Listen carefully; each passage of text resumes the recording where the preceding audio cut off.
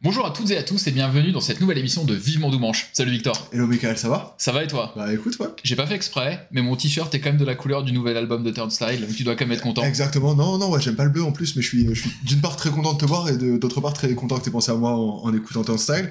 Ce qui est assez drôle, c'est que d'ailleurs, c'est une vidéo qui peut être liée à Turnstile parce qu'en fait, elle arrive alors que les beaux jours reviennent, donc on va faire quelque chose d'assez court.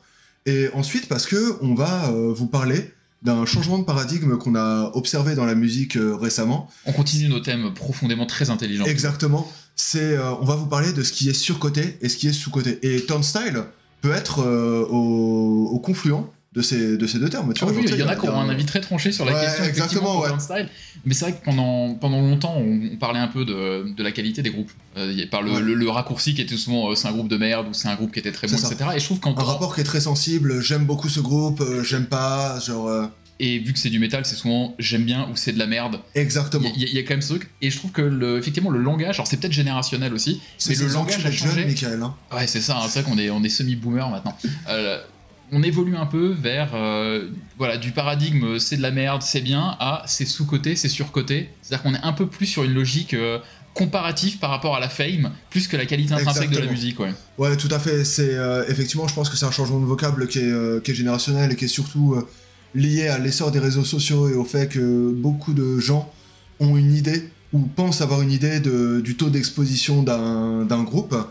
Mais ce qui est intéressant, surtout, c'est que ces questions de sous-côté, sur-côté, un peu objectifient, redonnent une dimension objective à la place d'un groupe. Là, on a tendance un peu à penser que l'art et l'appréciation de la musique provient d'un rapport sensible et parfaitement subjectif. On a décidé de prendre 10-15 minutes pour faire un peu le tour de ces problématiques et de vous faire un petit exposé, comme d'habitude, péremptoire, et on l'espère un poil rigolo. Et pas trop con.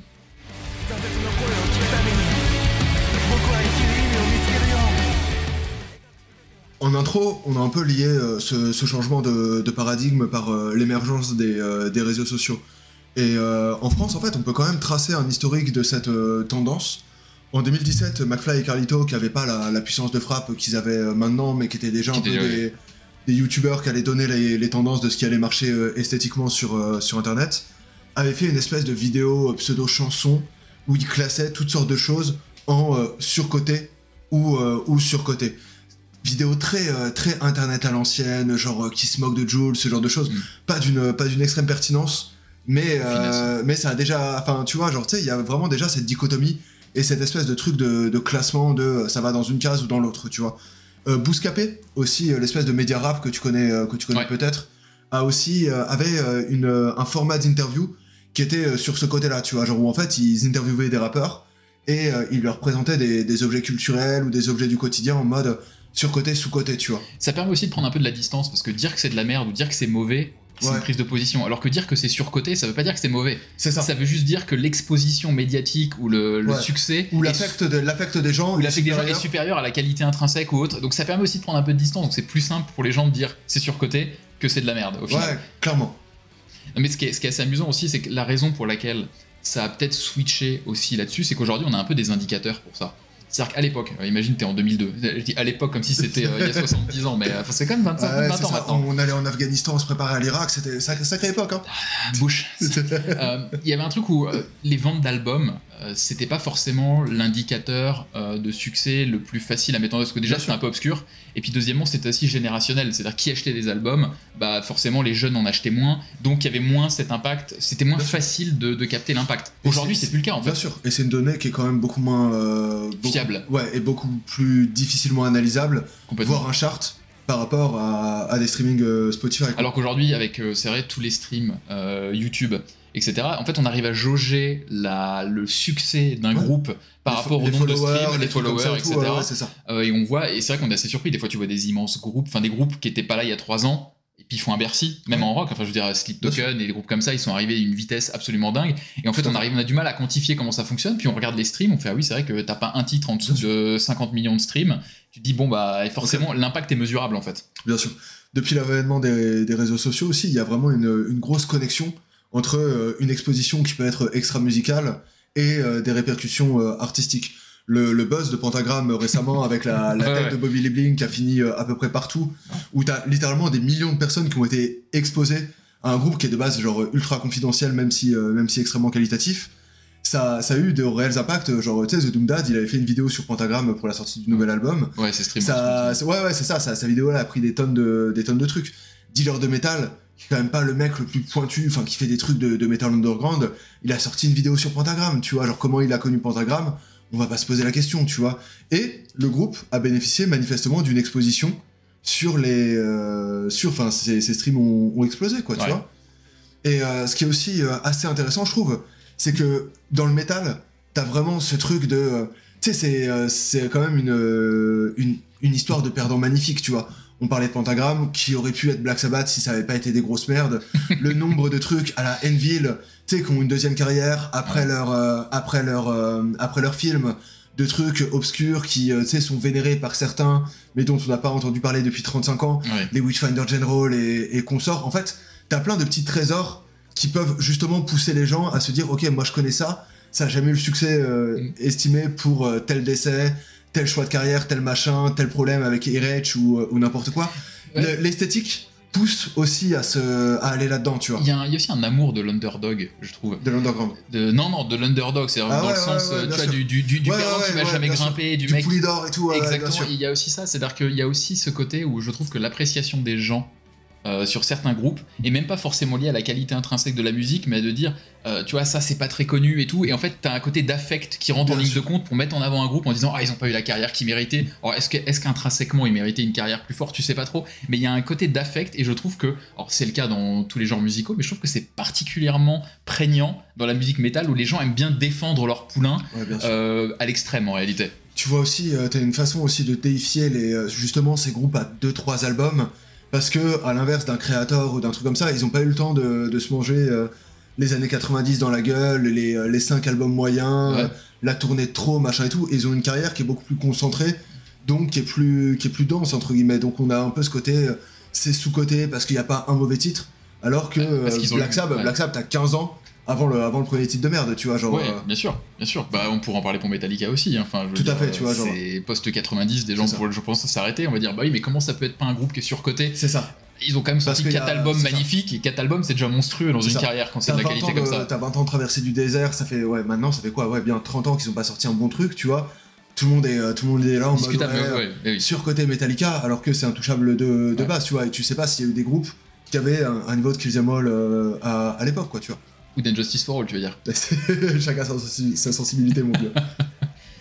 Et enfin, le dernier point, c'est que historiquement, dans la critique musicale rock, il y a toujours eu une espèce de surexposition de sa sensibilité. Le nombre de critiques qui sont vraiment au premier, tu vois, genre à la première personne, qui mêlent une écoute à quelque chose de... Un ressenti, une histoire passive, autobiographique, tout genre de bail. Alors qu'il y a désormais une espèce de plus grande prise de recul. Ça vient aussi avec, tu vois, genre le nombre de trucs un peu scientifiques sur le rock, sur le métal, sur ce genre de choses. En fait, on a l'impression de plus disséquer des carrières, d'essayer d'en extraire quelque chose, alors qu'avant, on avait tendance à ne pas dissocier l'écoute, le plaisir de l'écoute, le ressenti, de notre existence, en fait. Ouais, il y a ça, donc du coup on passe d'un truc où on disait juste c'était de la merde, aujourd'hui il y aura une critique par rapport à pourquoi ça a du succès alors que ça devrait pas en avoir. Moi je pense aussi que le changement de paradigme entre dire c'est nul ou c'est bien et c'est sous-coté, c'est sur-coté, c'est aussi, je pense, parce qu'il y avait souvent un argument qui était quand on disait ah ce groupe c'est de la merde, on va dire ouais, enfin ce groupe de merde il remplit Bercy. Donc ça veut dire bien qu'il y a 17 000 personnes minimum à Paris et dans les environs qui considèrent que c'est pas de la merde. Et du coup, t'as pas d'argument à répondre à ça. Parce qu'à partir du moment où un groupe fait un concert, il remplit la salle, qui fait 15 millions de streams par titre, etc., c'est qu'il y a un succès populaire. Et par définition, s'il y a un succès, c'est que c'est censé être bien. Donc le jugement que tu portes, il est plus sur la qualité, parce qu'on t'oppose l'argument des gens qui écoutent beaucoup, et tu veux dire, bah de fait, si tout le monde écoute, c'est que c'est bien. En tout cas, il y a des gens qui aiment. Donc du coup, la critique devient plus sur... c'est surcoté par rapport au succès que ça devrait réellement avoir. Et là, on est plus sur on va dire des ressorts de comparaison avec ce qu'on estime que devrait être la carrière par rapport au succès que ça a. Et du coup, ça l'objectivise en réalité. En tout cas, c'est une tentative d'objectiviser si c'est bien ou non.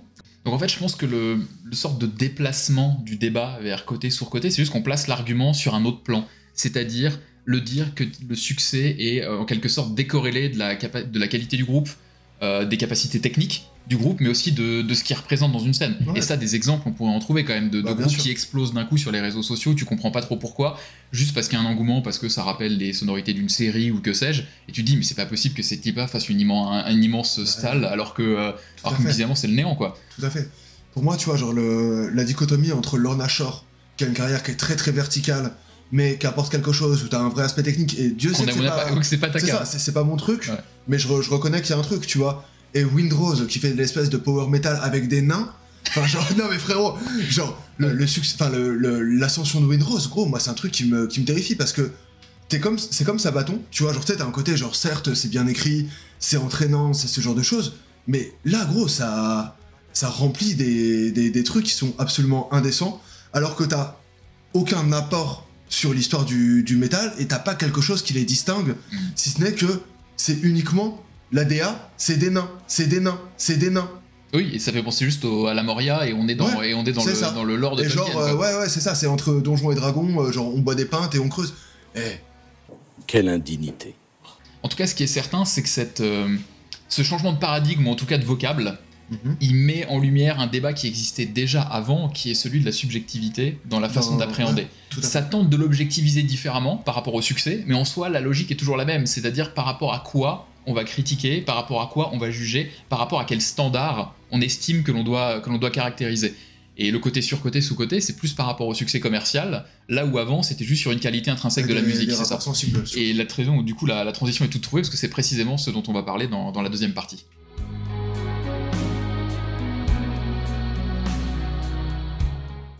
Ce qui est assez drôle, c'est que tu sais, dans l'histoire de l'esthétique, t'as ce fameux Emmanuel Kant qui est bien au milieu, qui t'explique que malgré le fait qu'on ait un rapport sensible aux œuvres, le beau c'est quelque chose qui plaît universellement, et que tu sais, genre ces fameux trucs en philo où tout le monde dit chacun ses goûts, mais en fait, pas chacun ses goûts, tu vois. Si t'aimes pas la Joconde, t'es une merde.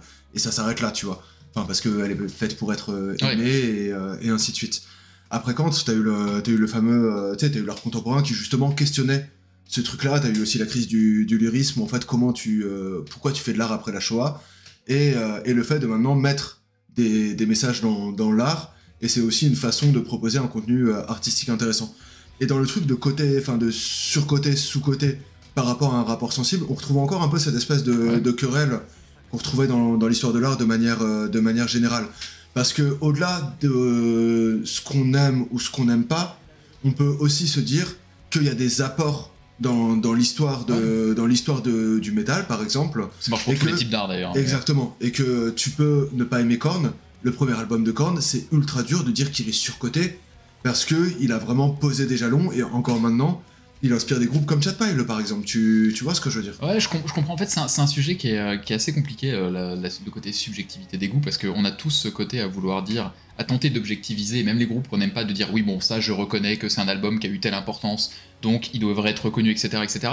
Mais d'un autre côté, on a forcément cette tendance à juger des œuvres qui nous touchent pas ou qu'on n'aime pas, etc. Et il y a ce côté dans certains arts, et je trouve qu'en musique c'est le cas, mais c'est pareil en cinéma, c'est qu'il y a aussi ce côté que on a chacun notre vision différente de comment appréhender une œuvre d'art. Moi je sais que j'ai plus une appréhension subjective de est-ce que ça me fait vivre quelque chose, ressentir quelque chose. Si ça me touche pas, j'ai des œuvres qu'on pourrait me dire qu'elles sont les plus belles au monde, les plus parfaites au monde, les plus techniquement parfaites, si ça me touche pas, j'en ai rien à foutre. Et je la jugerai pas autrement. Alors que je sais qu'il y a pas mal de gens qui jugent la qualité musicale aussi au regard de la qualité technique, même s'ils sont pas forcément fins, l'esthétisme d'une manière générale. Est-ce que la personne qui l'a fait était quelqu'un qui était absolument brillant? Est-ce que c'est un album qui a marqué un genre, marqué une époque? Alors que ça, c'est des choses qui me touchent pas trop. Et je sais que ça a un côté un petit peu élitiste, voire du gatekeeping par moment, ou des choses que je trouve un peu exaspérantes. Dans le cinéma, par exemple, vous avez des films que personne n'aime vraiment, mais que tout le monde va dire aimer, parce que c'est fait par tel réalisateur dans telle période, et ça, on pourra en citer des dizaines, où tout le monde te dit, non mais alors ça, ce film-là, exceptionnel. Et en fait, je pense que tu te dis, ok, bah, dimanche prochain, regarde-le chez toi, on verra si tu t'endors pas au bout de 40 minutes, où t'as le côté de la hype, ou la volonté d'appartenir à un courant, ou de respecter une œuvre, et en fait décorrélé de ce que t'en penses réellement, mais on va dire t'es impacté par ce qui l'entoure. Et dans ce cas-là, t'as nécessairement l'impression que c'est sous-coté, parce qu'on va dire c'est un truc merveilleux, etc. Alors que quand t'as une approche plus subjective, plus affect, émotionnelle comme je peux avoir, En fait, la truc est un peu différente parce que moi, du coup, dans ma vision, les débats pas bien, sous-côté, sur-côté, en fait, j'en ai rien à foutre. Ça me touche pas de dire qu'un groupe est surcoté, je trouve ça ridicule. C'est-à-dire que si un groupe demain, genre Sleep Token par exemple, ça me touche pas, c'est un exemple qui est facile à donner, j'en ai rien à foutre. De voir que ça remplit Bercy, je vais pas dire c'est surcoté. Dire bah non, en fait, il y a juste des gens qui écoutent Bercy, font des millions de vies parce qu'il y a des gens qui aiment cette musique-là et ça marche. J'en pense quelque chose, moi, subjectivement, de cette musique, mais je dis pas c'est surcoté, je dis juste ça correspond à son public. Là où d'autres ont pas trop de débat à dire c'est surcoté parce que musicalement c'est mauvais, ça n'apporte rien, c'est ceci, c'est cela, et c'est juste mis en avant par des majors, quoi. Ce qui est factuellement assez vrai concernant Sleep Token, si tu veux mon avis. Mais au-delà de ça, ce qui est assez drôle, c'est que quand on se dit que de base, il y a quelque chose de surcoté, quelque chose qui est sous-coté, on a l'impression que tout le monde a à peu près la même échelle, qui serait justement ce qu'ils remplissent, le pognon qu'ils génèrent, les vues qu'ils font, tout ce genre de choses. Mais ça, c'est pareil, bien que ce soit basé sur des données objectives, en fait, le fait que ce soit au-dessus de ce qu'ils devraient mériter, c'est toi-même qui place ta barre. Donc en fait, tu restes quand même dans quelque chose d'éminemment subjectif, même si tu as une espèce de volonté de scienticiser, de trouver par rapport à l'algorithme, à l'exhibition du truc, nanana. Oui, bah, t'essaies de l'objectifier, alors que c'est quand même toi qui dis, ok, Sleep Token, c'est au-dessus de ce qu'il devrait être, mais il devrait avoir quoi en fait? Et surtout que du coup tu trouves forcément des excuses entre guillemets, des justifications. Tu vas dire bah ce groupe-là il est mis en avant parce que tel major met du pognon dessus et qui sait que ils font une musique avec des influences pop qui vont très bien marcher, il y a du pognon à se faire. Évidemment que c'est le but qui est derrière, mais moi c'est vraiment ce côté, c'est un peu un côté qui m'exaspère, je trouve dans la scène métal. Et auquel je participe très certainement, volontairement ou non, mais je trouve qu'il y a ce côté un peu élitiste qui est un peu gavant par moment, et surtout pour des profils comme le mien qui écoutent à la fois des trucs très underground, des trucs absolument pas et giga mainstream, et j'assume pleinement ce côté-là. Et c'est vrai que... Défends-toi, genre regarde plus la caméra quand tu te défends, s'il te plaît. Ah ouais, genre, parce que tu penses que je fais... Non, ouais, alors pas du tout, alors que tu vois pour moi typiquement... Arrêtez. Genre, typiquement pour moi un plaisir coupable ça existe pas. C'est genre si t'aimes musicalement un truc. Je suis d'accord. Que des gens pensent que c'est de la merde, dont acte, mais bien sûr. rien à foutre, mais il y a ce côté où j'aime ce que j'aime, point barre en fait. Bien sûr, et faut pas hiérarchiser ses besoins, c'est-à-dire que tu peux avoir des fois besoin de chercher des émotions, des machins, tu vois, genre essayer d'écouter de la musique qui va aller là-dedans. Des fois t'as juste envie d'un truc ultra énergique et ultra sucré. Et ou qui te rappelle une période de ta vie. Enfin, voilà, on était au concert de Limp Bizkit il y a 15 jours. Ouais. Musicalement, on en pense qu'on veut de Limp Bizkit. Enfin, c'est pas Mozart le bordel. Et pourtant, on a tous les deux passé une soirée exceptionnelle parce que ça nous a rappelé une époque de notre vie où on écoutait ça. Moi, j'ai souvenir, je suis allé régulièrement à la tournée Trivium Bullet for My Valentine, qui est typiquement le genre de sortie de concert qui se faisait torpiller par tout le monde. C'était à mourir de rire de voir pas mal de gens qui assumaient à moitié. Qui était là genre bon en fait j'ai adoré ces albums quand j'étais jeune mais je vais quand même vérifier, je vais mettre la casquette, une fausse moustache. Le mec il est passé en mode navigation privée pour aller au concert. C'est la seule fois où personne mettait la caméra pour filmer les trucs parce qu'il voulait pas le mettre sur les réseaux sociaux. Mais j'ai vu un type devant moi qui avait un t-shirt de Great Old Ones, quand même pas le bon public, tu vois, qui était à fond dans le concert, et je pense que tu vois genre il pouvait assumer tranquillement, et tout le monde devrait assumer. T'aimes des groupes, des fois c'est pour quelque raison que ce soit, même si objectivement c'est pas une musique d'immense qualité, peu importe, tu vois. Et je trouve qu'un peu ce débat surcoté, sous-coté, ça participe un peu à cette espèce d'effet que faut toujours... Alors déjà, juger la musique, on est les premiers à le faire, on est membre d'un média métal, on donne des notes aux albums, donc déjà, il y a le truc. Mais c'est aussi le côté du métal qui a beaucoup ce côté écraser les autres avec tes goûts qui sont nécessairement meilleurs que les autres. Et je trouve que vraiment, le public métal est quand même très très fort pour ça. Je suis d'accord avec ça. C'est pas une qualité. Moi, je pense que tu vois, le truc surcoté, sous-coté, ça peut être pertinent que si tu essaies d'avoir une vision un peu historicisante du métal, qui est pas une vision illégitime, loin s'en faut, mais tu vois l'apport d'un groupe ou quoi, tu vois. Turnstile, tu sais à quel point je suis fan. Quelqu'un qui me dit que c'est surcoté, je peux qu'être d'accord, tu vois, parce que moi j'ai un rapport sensible à ce truc-là. Ça me fait vivre des émotions parce que c'est très sucré, très frais, très estival ou quoi, tu vois. Ça a pas... Si, en vrai, en plus, si, ça a apporté quand même, tu vois. Mais, tu vois, genre, tu sais, quelqu'un qui me dit, ouais, en fait, c'est juste un peu de pop-punk à moitié un poil énervé. Ok, d'accord, tu vois, t'as aucun album qui sonne comme Glow On, mais ça apporte pas quelque chose de radicalement différent, tu vois. Ce que je veux dire, c'est juste un mélange de deux trucs préexistants et qui est fait de manière parfaite, tu vois. Quelqu'un qui me dit que Blood Incantation, c'est sous-coté, absolument pas, tu vois. Genre, tu sais, c'est un truc qui a vraiment fait avancer le métal extrême en faisant cette espèce de blend absolument magistral, qui a certes un précédent, mais qui a jamais été fait à ce niveau-là et tout. Donc en fait, si t'as vraiment une vision un peu... Mais en même temps, c'est quand même un groupe qui est giganiche aussi. Ouais, donc bien en fait, sûr. le côté sous-côté, sur-côté, c'est là où il y a un truc, c'est quand c'est dans des genres assez extrêmes ou assez particuliers, de dire qu'un groupe est sous-côté parce que t'estimes que c'est une immense qualité, très bien. Mais est-ce que techniquement ça pourrait avoir un public plus grand au regard de ce qu'écoute la masse? Non. Donc en, fait, techniquement, il n'est pas sous-côté ou sur-côté, il est juste côté à ce qu'il mérite d'être, quand bien même musicalement c'est génial. Tu peux le penser par rapport à l'approche et tu vois, l'apport à l'histoire du métal et à l'histoire de la musique extrême, tu vois, genre combien de personnes se sont inspirées de cet album pour ensuite créer des groupes, ce genre de choses. Et là, vu que c'est un peu plus objectif, tu peux avoir une échelle qui est plus pertinente, tu vois, que plus... on en a un exemple dernier, hein, c'est-à-dire que quand il y a des gens qui disent que Metallica est complètement surcoté, il y a des arguments objectifs derrière. Mais il y a aussi beaucoup de choses pour contredire. En fait, ce qui est marrant, c'est que je trouve que le glissement du débat, comme on le disait, entre bien, pas bien, ou plutôt c'est de la merde, ou c'est génial, c'est plutôt comme ça que c'est prononcé, avec le sous-côté, sur-côté, c'est que je trouve que le phénomène est amusant parce que c'est une tentative d'objectiviser et de faire reposer sur des critères qui sont un peu plus tangibles que tes simples goûts. Mais en fait, pour moi, c'est un immense déguisement. C'est-à-dire que derrière le fait d'objectiviser un peu, en fait, dans tous les cas, ça se rebase que sur des choses qui sont complètement subjectives. Mais c'est assez marrant qu'on change un vocable pour essayer de faire accepter de la comparaison entre groupes. Là où, en fait, on est reposé de toute façon sur les mêmes ressorts, c'est votre appréciation de ce que doit être la musique, de quel groupe, qu'est-ce qui est important pour vous, est-ce que ça vous fait ressentir des choses, est-ce que ça fait avancer, est-ce que c'est un groupe qui est important, est-ce que c'est un leader qui est important. Tu vois, régulièrement, tu vois des groupes qui sont des side projects, où on va dire « Ah, ça c'est sous-côté parce que c'est très bien ». Non, en fait, c'est juste ton appréciation du chanteur du groupe ou du tel mec que t'adores qui fait que tu penses que le groupe devrait être une autre place, alors qu'en fait, potentiellement... Ou alors parce que tu préfères le side project au truc principal, tu vois. Ce qui, moi, m'arrivait énormément avec Bloodbath quand c'était Hackerfeld, par exemple, tu vois. Ouais, effectivement. Mais du coup, je trouve que c'est un phénomène qui est assez marrant, parce qu'on continue à toujours trouver des nouvelles façons de comparer les musiques et d'essayer de comparer, alors que franchement, je sais pas si c'est fait parce que ça fera bientôt 20 ans que je suis dans le webzine à métal avec les nombres d'années passées chez Usine puis chez Hands Up, mais en fait je suis de plus en plus lassé du discours global de comparaison ou regarde, moi j'aime ça donc je suis meilleur parce que j'écoute ça. En fait, j'ai l'impression que c'est un truc où, en principe, en vieillissant, tu devrais te dire un peu, en fait, j'en ai plus rien à foutre. La question, c'est est-ce que j'aime bien, est-ce que j'aime pas, et si j'aime pas, comment je le justifie, et si j'aime bien, quels sont, tenter d'objectiviser un peu le truc ou de comprendre les ressorts derrière.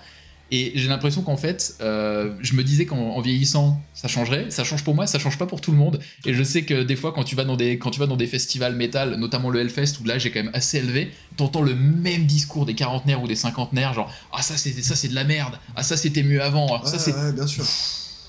On a un public qui est quand même comme ça, je trouve, dans le métal. Bah bien sûr. Après, gros, t'as le côté très genre en mode tes goûts, c'est ce qui te permet de te distinguer socialement et ce genre de choses. Donc t'as des discours qui sont attendus par la personne que tu présentes au monde. C'est juste dommage en fait. C'est juste dommage de te dire que tu passes ton temps... Vraiment Tu me vois comme ça moi Non mais justement si tu vois. Non mais je le justifie le fait d'écouter ce truc là, tu vois. Moi je m'en bats les couilles aussi. Mais je vois un peu ce côté genre en mode, tu sais, t'as plein de gens qui se définissent par leurs écoutes. Ouais, donc qu'en fait qui mettent en avant le fait de dire moi j'aime ça, moi j'écoute ça. C'est un peu la logique de la Vesta Patch aussi. Ouais, bien sûr, tu vois, genre tu sais, toi t'es un peu loin de ça, moi également, tu vois. Et moi ça me trigger moins que toi, tu vois, genre tu sais. Mais je suis quelqu'un de manière générale plus tolérant que toi, il me semble. c'est pas impossible, c'est pas impossible. En même temps, vu les goûts que j'ai, je dois quand même admettre qu'il faut quand même être tolérant sur ce sujet-là. On passe à la dernière partie ? Ouais, on va faire un truc genre bien bête, parce qu'on a un peu débattu du truc. On va se donner des éléments, et on va se demander si selon toi c'est surcoté et sous-coté, et on n'a pas le droit, même si on le pense, de répondre à sa juste place. Ok, on va essayer, c'est parti, jingle. Vas-y.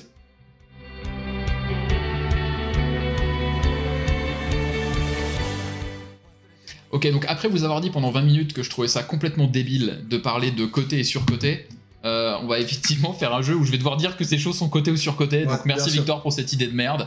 Mais plutôt que juger nous-mêmes des groupes qu'on a choisis, on va quand même le dire pour l'autre, ça va être un peu plus gênant comme ça. Je commence ? Vas-y. Deafheaven, surcoté ou sous-coté ? Deafheaven c'est sous-coté. C'est sous-coté ? Parce que Deafheaven, tant qu'ils font pas des stades de France, ils seront pas à leur juste place. Non, il y a un vrai apport musical de Deafheaven. Ils sont pionniers dans ce qu'ils ont fait. La vérité, c'est qu'ils sont quand même peu ou prou à leur juste place, mais pour moi, ils peuvent encore grossir. Et le fait d'allier autant de trucs, se remettre systématiquement en question, ça, enfin, pour moi, il y a une vraie pertinence qui, même si c'est pas ta sensibilité, mais qui mérite pour moi plus, tu vois. Ok, je comprends. Mais un peu l'inverse, Municipal Waste. Ou alors ça, c'est compliqué. Ouais, je sais que c'est compliqué. Ça, c'est compliqué. Alors, tu sais à quel point j'aime ce groupe. Ouais, tu sais à quel point en live ou sur album, ça me fait vibrer. Des bons moments et tout, tu vois. Mais en vrai de chez vrai, je trouve quand même que le groupe est un peu surcoté. Ok. Je trouve qu'il est un peu surcoté parce que quand tu mets la masse de bons titres qu'ils ont et la masse de tous les groupes qui gravitent un peu dans ce style de trash, ils ont quand même pas réinventé la roue, les cons. Ouais. Tu vois. Ils sont à des années-lumière d'Avoc ou de leur concurrence. Exactement. Alors que qualitativement, c'est pas non plus à des années-lumière. Mais je suis le premier client du truc et je trouve que c'est compliqué cet exemple-là parce que c'est précisément un des groupes où j'aurais tendance à dire, en fait, ils sont à leur place. C'est-à-dire qu'ils font pas des grosses salles. En festival, ils ont un plus grand public parce que, en fait, ils ont ce côté fédérateur et tout. Mais objectivement, je suis pas sûr qu'il y ait énormément de gens qui se disent putain, ce soir je vais me passer un vinyle et je vais m'écouter un album de Municipal Waste. Je vais mettre The Art of Partying, gros, moi je l'ai pas. Alors qu'à l'inverse, tu vois, moi je trouve qu'il y a une vraie justice à ce que Power Trip ait une meilleure exhibition. Mais ça me fait mal de dire qu'ils sont surcotés quand même, Municipal Waste. Ça me fait un peu mal au cœur. Mais bon, on va passer sur un peu plus challenge pour toi. Gojira. Gojira, c'est dur. Gojira, c'est surcoté. Et c'est surcoté parce que déjà tout n'est pas bien. On va se faire des amis là. Non, tout n'est pas bien dans Gojira, vraiment. Enfin, moi de toute façon, j'aime plus depuis The Way, donc bientôt 20 ans. Et c'est dur. Ah, t'as pas aimé les deux suivants, toi? Non, j'aime pas les autres. J'aime pas l'enfant sauvage. J'aime pas les. Oui, l'enfant sauvage. Et les Magma et consorts, t'as pas aimé? Magma, c'est super surcoté par exemple. Tout Gojira n'est pas surcoté, mais Magma c'est ultra surcoté. Magma, c'est vraiment l'album qui va nulle part. C'est pas du death, c'est pas du post. Ça allie pas mal de trucs. Ça a pas une direction artistique si précise. C'est un peu tubesque sans être non plus hyper entraînant. Ça a pas une couleur. Je trouve que c'est un peu fade à l'instar de la pochette. Après, vieux. Il est très hétérogène surtout. Pour moi, il y a des titres exceptionnels et d'autres qui sont vraiment. Je pense que la carrière, genre en faire un des plus grands groupes de métal moderne, c'est surcoté. Par contre, le fait qu'en France on soit représenté par eux, ça me fait pas mal. Tu vois ce que je veux dire? Ouais. C'est surcoté, mais pas de beaucoup non plus. Ouais, je comprends. En tout cas, c'est logique. Mec, Not Loose. Pareil, carrière verticale. Alors, truc hyper moderne. Alors pour moi, tu vois, là, j'ai moins de doute. Pour moi, c'est surcoté. Not Loose, c'est surcoté. Ouais. Okay, en fait, je m'explique. Encore une fois, j'aime pas trop ce débat, mais on est là pour jouer, donc c'est assez amusant. Ouais, non, bien sûr. Je trouve que c'est surcoté parce que même si je suis conscient que musicalement, il y a des trucs que t'entends pas forcément beaucoup ailleurs, même la voix, elle est quand même assez singulière. Il y a des choses particulières dans leur musique. Tout à fait. Donc en fait, je comprends que ça marche. Et même moi, je les ai vus plusieurs fois, je trouve ça hyper bien. Mais je trouve quand même qu'on en fait des caisses sur ce groupe.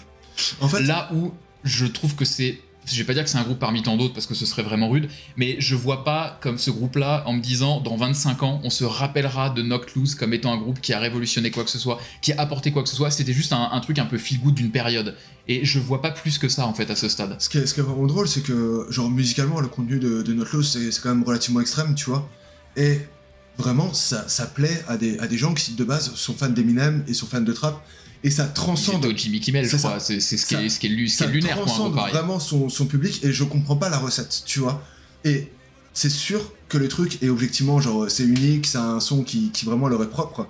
Mais le fait que ça touche des gens qui sont à des années-lumière de cette scène, je le comprends pas non plus, tu vois. Ouais. Mais vraiment, tant mieux pour eux. Hein. Ils ont l'air d'être hyper intègres, super méritants.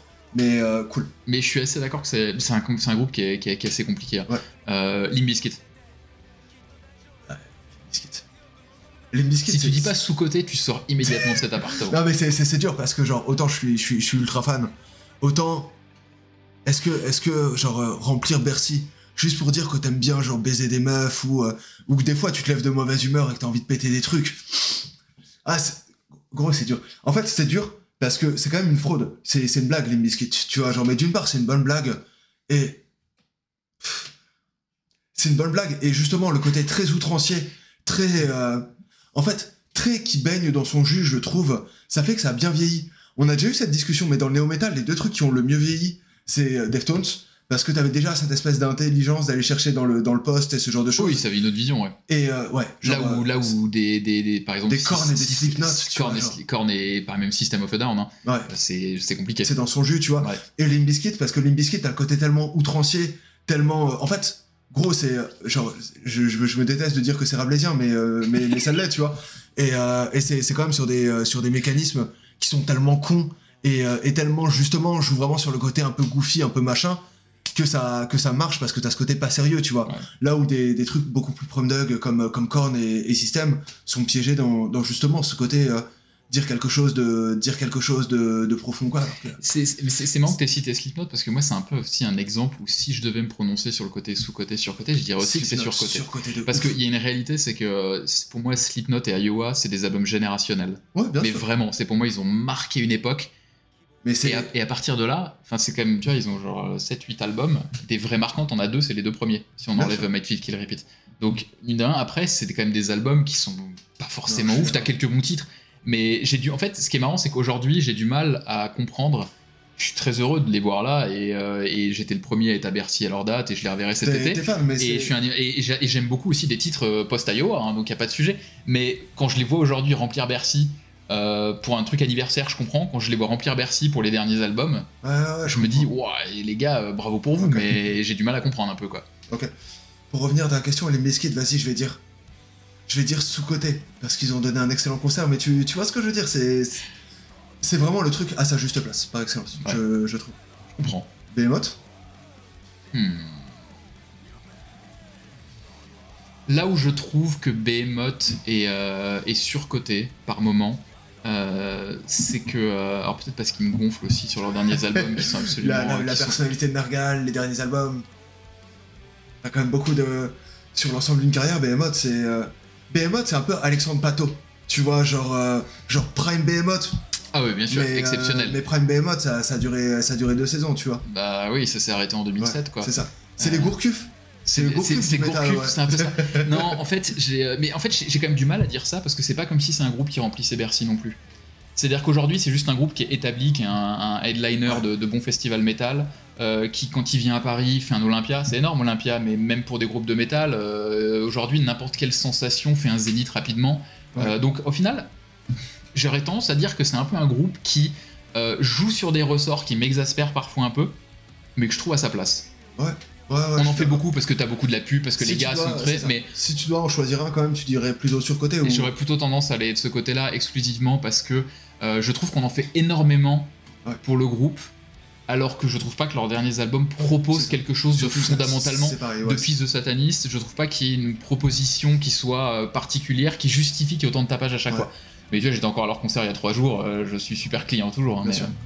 Bon allez, un petit dernier parce que ce jeu était déjà particulièrement de mauvaise foi évidemment.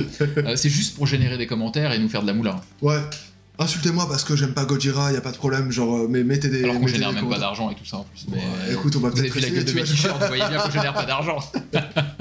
Ok, j'en ai un dernier pour toi. Vas-y. Ok, t'es prêt? Ouais, sûr. Ghost. Ghost c'est dur. Ghost c'est dur parce que... Tout était dur, hein, mais... Bah évidemment, on n'a pas choisi des trucs les plus simples, sinon c'était pas marrant. Clairement. En fait, ce qui est relou, c'est que je pense que dans les gros newcomers, c'est sans doute mon groupe préféré, tu vois. Et je suis ravi que ce soit eux qui remplissent plutôt que d'autres trucs.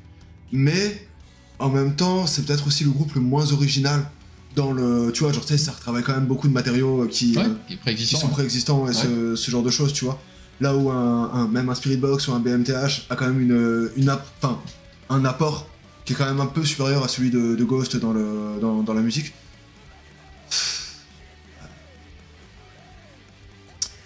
À la fin de leur carrière, genre le prime Ghost, il sera sous-coté. Parce qu'ils seront noyés dans les nouveaux qui joueront machin et tout, un peu de la même manière que Kill Them All. Et tu vois, genre peut-être parmi les albums de Metallica, alors que y a que ça, tu vois. Le prime Ghost, il sera sous-coté.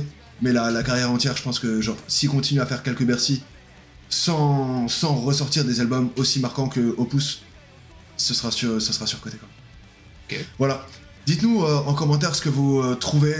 Quelle est la fraude absolue selon vous dans l'époque dans le métal? Est-ce que Vivement Dimanche est une émission sous-cotée ou sur-cotée? Alors ça j'ai ma petite idée, hein. Je pense qu'on est clairement surcoté. Ouais, Mais non, effectivement, ce qui est bien, c'est qu'on vous a dit pendant 20 minutes qu'il fallait absolument pas dire que c'était sous-coté, pas le faire. Et le premier truc qu'on fait, c'est le dire, et faites-le évidemment en commentaire si jamais vous avez des trucs que vous détestez. Ouais, nous on revient vite. On va essayer de revenir vite. Ouais. On a dit ça la dernière fois et on a mis 3 mois à faire une nouvelle vidéo. Ouais, mais Donc, là ça devrait un peu s'enchaîner. Bah déjà, je vais faire un report pour le Roadburn dans 2 semaines. Et c'est vrai que les festivals arrivent, donc on va forcément avoir des nouvelles vidéos, un peu plus de contenu sur la chaîne. Voilà. Et il reste encore au moins 2 Vivement Dimanche avant la fin de la saison, donc on reviendra pour vous distiller nos idées et nos mauvais sujets. Exactement. Prenez soin de vous. Salut.